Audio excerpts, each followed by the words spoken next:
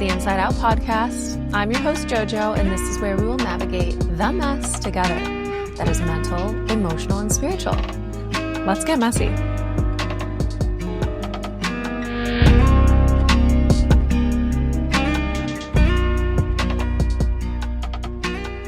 Hi, everyone. Welcome back.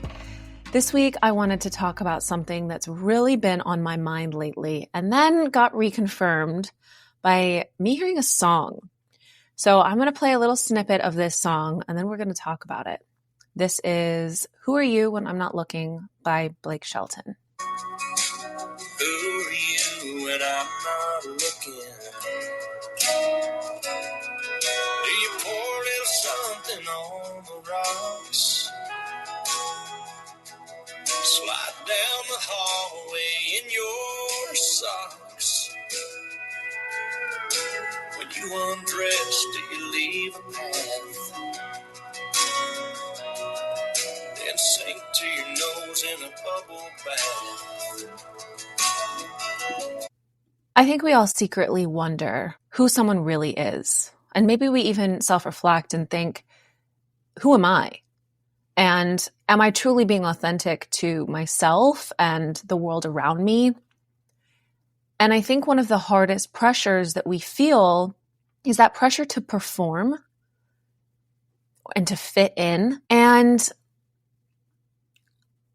this song started to play and it really made me pause. And I sat there and I was like, whoa. I looked back on probably the last 15 years of my life of trying to navigate how to conform and to fit in and be that perfect version of myself for whomever I was around. And I remember that starting very young.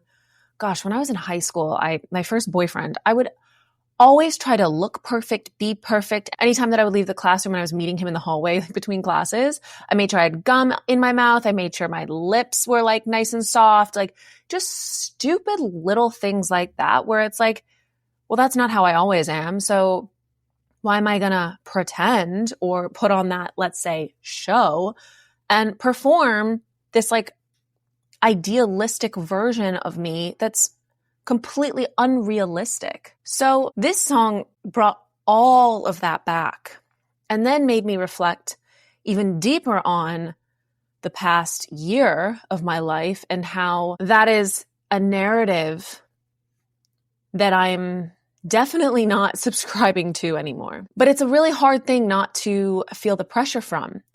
I mean, gosh, we have social media, the dating world, even just work in general, our friendships, where we're pulled into these, I'm going to call it performance mode because I don't really know what else to call it, but it just brings us outside of ourselves in the natural way that maybe we would show up because we're trying to be cool or trying to fit in or trying not to make any waves or, I mean, it could be so many different things. But I want to ask this question because I think it's a very important one to go in on.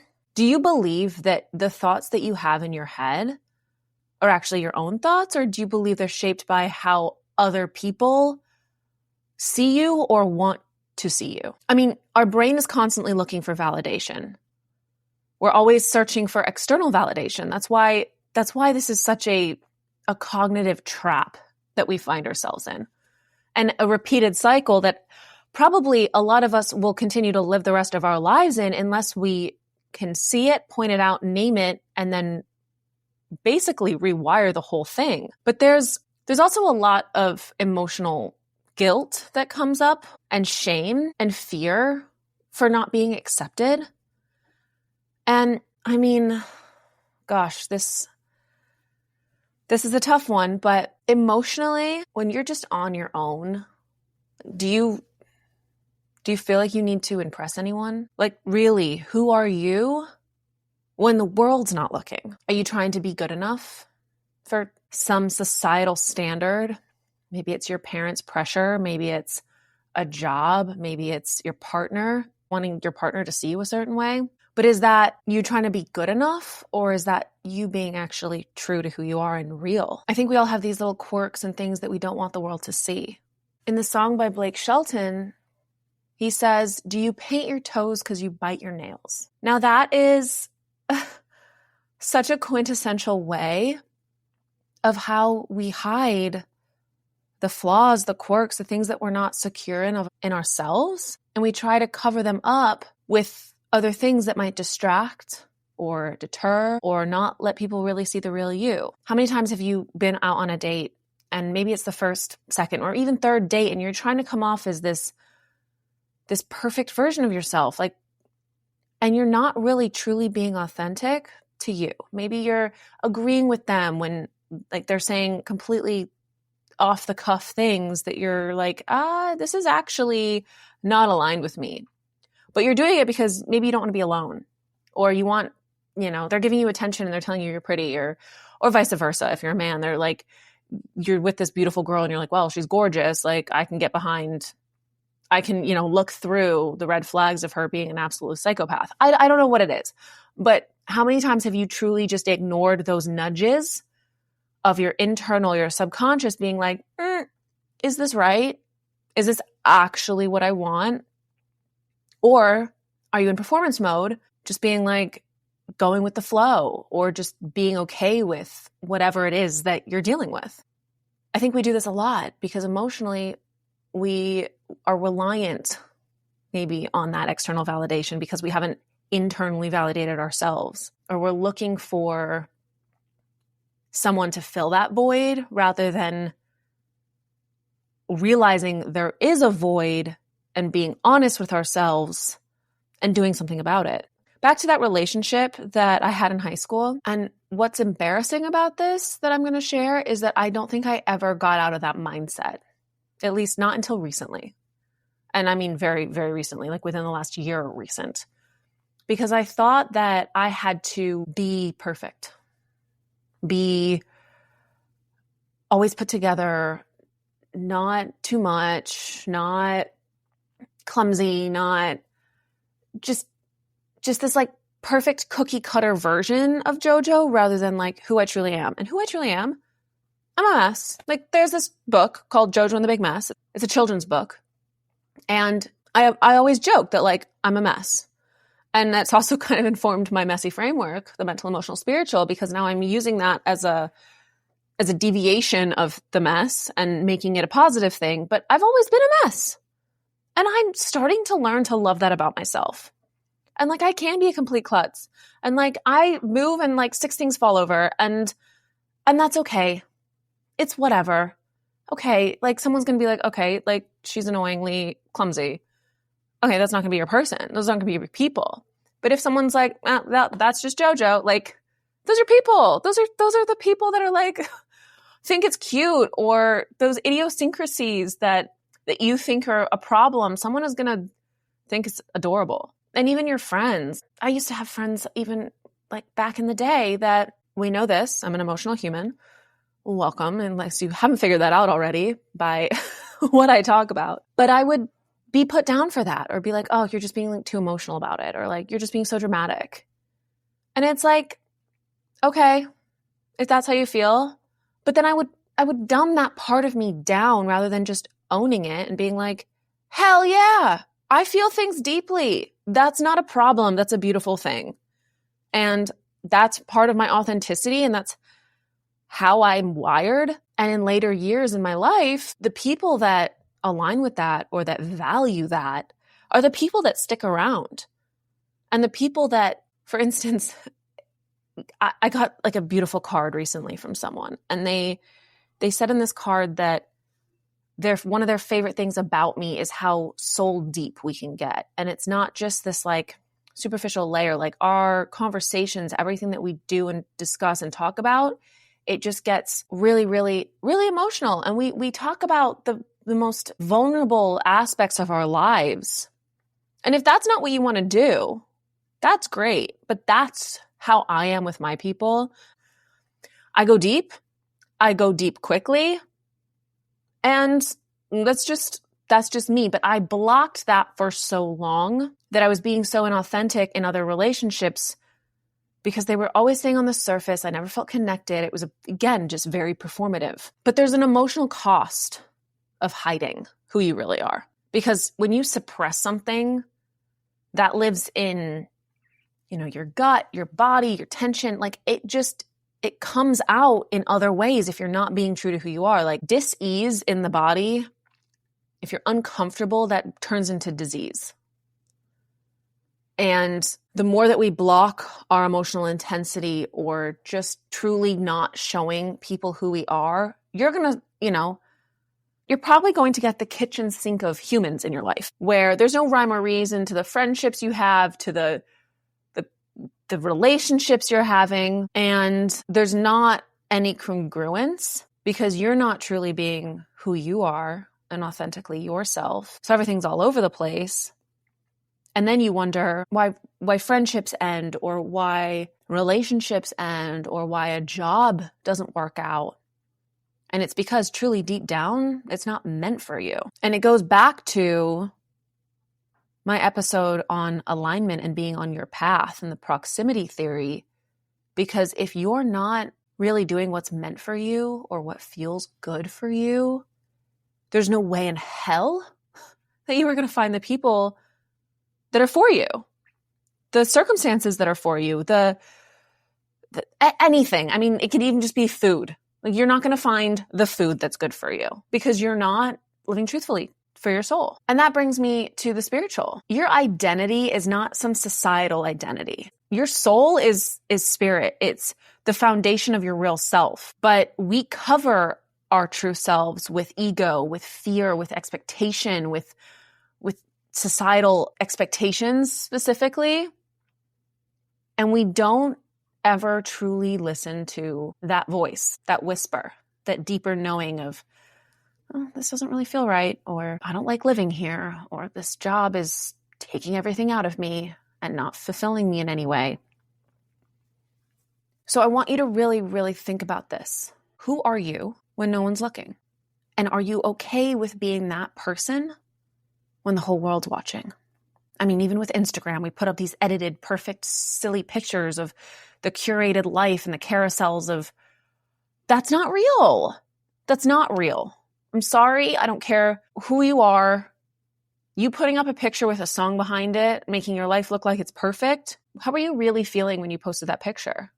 Were you coming from lack? Were you needing validation? Were you wanting someone specific to see it? Maybe that is the answer. But did you even know that? Or were you doing it from a subconscious level and not really listening to, wow, I want this person to see it, to validate me, to make me feel good enough to fill in the blank. So let's get messy with this. Even messier, I should say. Because I sort of structured this episode in the mental, emotional, spiritual breakdown, but I want to get specific with the questions that I'm going to ask you now. Mentally, what are thoughts that you have in private that maybe you're too scared to share with the outside world? To even share with your best friend, with your mom, with your partner, with your husband, with your wife, with whomever. What are those thoughts? Do the people closest to you even know those things about you? I'm going to share something that I actually wasn't going to share, but it's just going to happen now because here we are. It was recently my birthday, and I ended up writing letters to the people that I spent my birthday with, individual letters. And I also put in this letter a few questions of things that were very deep, very personal, and probably things that they've never thought about before or even shared. And the reason I did that is because I think mental, emotional, and spiritual intimacy with the people that are your soul tribe is paramount for growth, is paramount for direction. And it's not being nosy. It's not being any of that. It's just, do I see you? Do you feel seen? And how can I support you better? And that's where I was coming from with these questions. Now to emotional. What emotions are you stuffing down? What feelings are you suppressing to appear fine? How many times does someone ask you like, oh, how are you? And you're like, I'm good. I'm fine. Yeah, I'm great. How are you? Is that the truth? I mean, no one's going to just say, hi, how are you? And then you're like, oh, I'm terrible, this and this. That's not what I'm saying. But are you actually covering that up and just appearing fine rather than dealing with maybe why you're not fine? Because the deeper we push emotions down, and I get it, it's easier not to feel certain things. It's easier not to address certain things. But when you realize and you verbalize or you talk it out or you feel it through, what truly is underneath something You get vulnerable, you get messy with yourself, or you bounce it off your partner, your friend, whomever, your therapist for all I care. Your journal, oh my God, the most private thing. Write it out.